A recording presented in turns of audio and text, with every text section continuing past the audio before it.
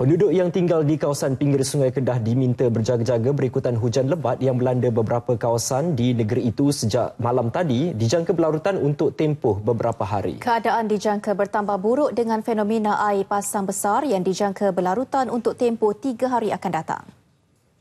Selain Bandaraya Alor, beberapa laluan utama dan premis perniagaan serta kediaman penduduk di Pekan Kuala Kedah turut ditenggelami air akibat hujan lebat dan fenomena air pasang besar.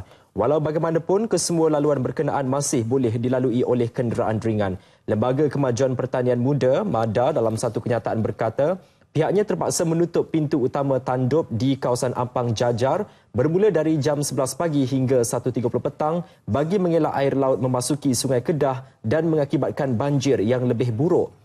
Sehingga jam 1.30 petang tadi, paras air Sungai Kedah di Ampang Jajar mencatatkan ketinggian 1.83 meter berbanding paras normal antara 0.76 meter hingga 0.91 meter. Golongan nelayan turut diminta berwaspada dan mengambil langkah keselamatan bagi mengelak sebarang tragedi buruk ketika cuaca yang tidak menentu ketika ini.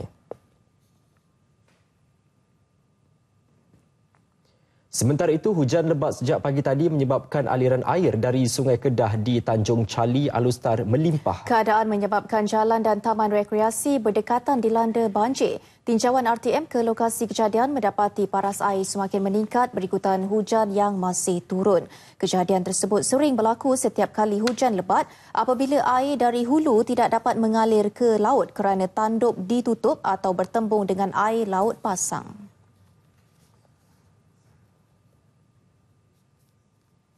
Benda ni kalau nak selesai masalah dia mudah saja. Minta pihak yang berwajib, majlis pemandaran ke, tak kira lah. Naik taraf jalan ni saya ingat 2 kaki selesai masalah ni. Bukan jauh mana, kita ingat dalam lebih kurang 2 rantai lah. Bimbang dengan keselamatan pengguna, Majlis Bandaraya Alor MBAS memasang amaran keselamatan melarang kenderaan melalui kawasan berkenaan. Banjir kilat yang berlaku ini kebiasaannya akan surut dalam tempoh 2 hingga 3 jam. Sementara itu, tinjauan di Kampung Berjaya Alor mendapati beberapa buah rumah yang terletak di tepi sungai turut dinaiki air.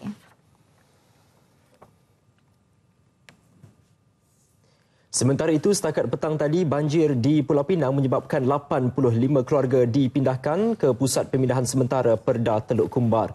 Jumlah itu meningkat daripada 72 keluarga sebelum ini. Jumlah itu melibatkan 341 orang keluarga dengan 211 orang dewasa dan 130 kanak-kanak. Ketika ini, hujan masih berterusan di Pulau Pinang dan keadaan dijangka berterusan sehingga esok.